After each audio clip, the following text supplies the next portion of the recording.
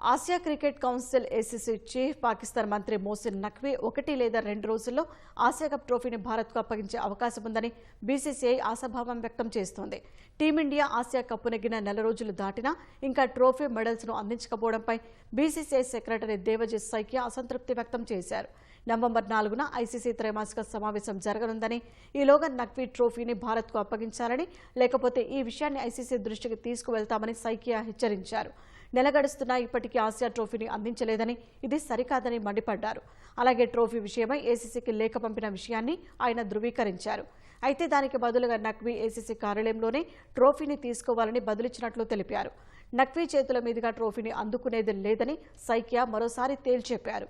Trophy ఇప్పటికీ వారి స్వాధీనంలోనే ఉందని, 1-2 రోజుల్లో తప్పకుండా అది ముంబైలోని బీసీసీఐ కార్యాలయానికి వస్తుందని సైకియా ఆశాభావం వ్యక్తం చేశారు.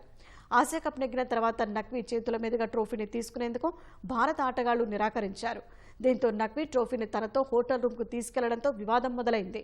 అప్పటి నుంచి ఇప్పటి వరకు కప్పును టీమిండియాకు అందించకుండా నఖ్వీ క్రీడాస్ఫూర్తికి విరుద్ధంగా ప్రవర్తిస్తున్నారు.